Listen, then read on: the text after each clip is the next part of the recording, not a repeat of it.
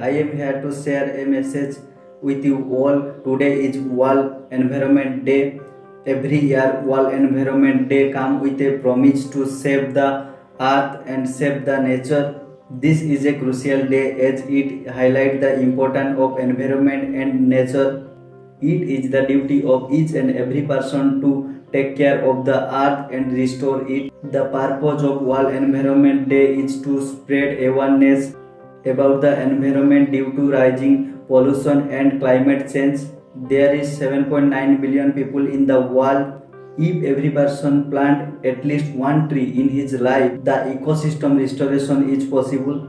So our little contribution can restore the ecosystem. Thank you.